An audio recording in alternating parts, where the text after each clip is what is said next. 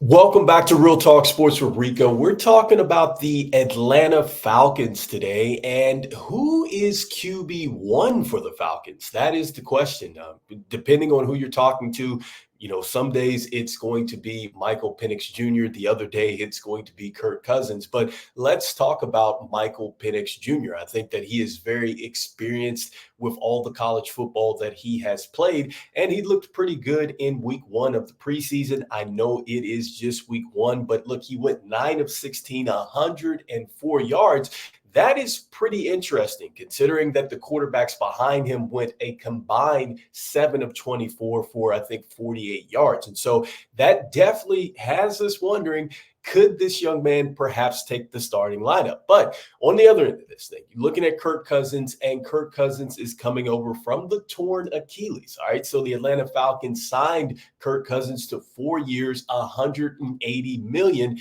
And he's definitely the starter for now. And I definitely feel like he for sure is going to be that quarterback that absolutely can bridge the gap. I think coming off the torn Achilles, he's not a quarterback that relies a whole bunch on his athleticism, so I don't really see that taking a hit. And the one thing that I will say about Kirk Cousins is every situation he's been in, well, he's found a way to win. And so I'd expect for him to bring those winning qualities over to the Atlanta Falcons. All right. And so with that being said, I mean, who is going to be QB1? Like I said, Michael Penix. He's got 45 collegiate starts under his belt, so he is very much NFL ready. I think we should absolutely keep an eye on that, especially if Kirk Cousins is not ready to go by the start of the season and Michael Penix Jr. plays well. Then I could see a situation where Kirk Cousins maybe loses his job, but we'll see what happens.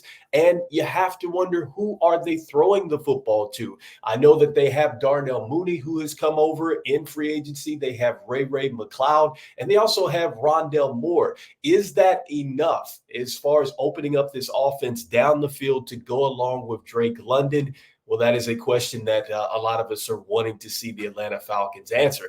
And so I think another point that the Atlanta Falcons are going to have to address is, well, what are they going to do with Bijan Robinson in year number two? I think that it's interesting that he went for 1,463 total yards as a rookie, and it really didn't seem like he had that much of an impact for the Falcons. Maybe it's because I think it was the usage standpoint, but we'll see. I mean, they have a new offensive coordinator with Zach Robinson over, who hopefully will open it up, and you are looking to see the type of production like a Christian McCaffrey for Bijan Robinson. And behind that, you have to wonder, what is Tyler Allgeier's role going to be with this unit? Is he going to be able to get some carries? He showed that in his limited time in playing that he can be a very effective player too. So, Atlanta may have to go with this two-back scheme, but we'll see what happens there.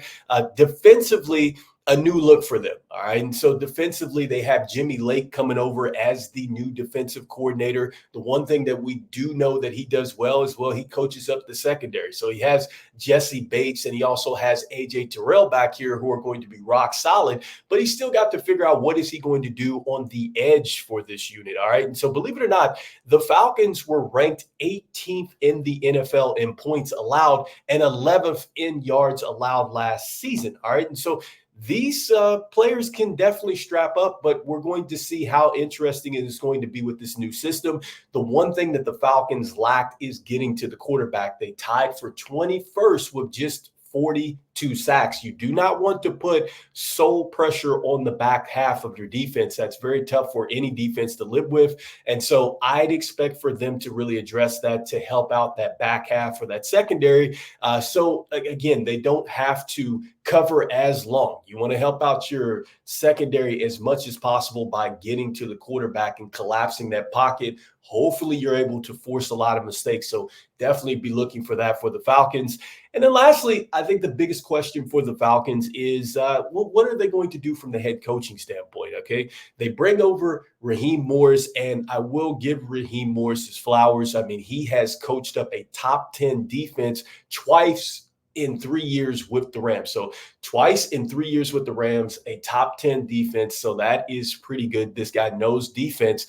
but can he coach up a team? He was only 17-31 with the Buccaneers as a head coach, and now he's going back to try it again. And so I think the one thing that has been very interesting with the Falcons, and I think that is similar across the board, is everything is new with the Falcons. And this is a team that, they finished last year at 7-10, a couple games off of first place. I could see it going either way. All right. And I think that I see it going either way if they start Micael Penix Jr. or if they go with Kirk Cousins. And to be honest, I think either way they could be successful. So I do expect them to be a lot better. I would say that they might be the underdogs as far as winning this division. So we'll talk about what that means. But I think that they are going to have an 8+ win season. Are they back in the playoffs? There's some other factors that have to happen for the Falcons for me to comfortably say that. But I definitely think that they're at least going to be a game, maybe two, better than last season. But I'm not sure if that's going to be better for them, because I think this division as a whole probably got better. So anyway, let me know in the comments what you are thinking about the Atlanta Falcons. This is Rico Greenhowe. Appreciate the fans out there for jumping on the channel and checking us out on Spotify. Thank you to the sponsors out there for putting sponsorship on the show. We'll be talking more about this division as we have the Carolina Panthers to go as we get ready for the NFL season. This is Real Talk Sports with Rico. I'll see you on the next one. Peace.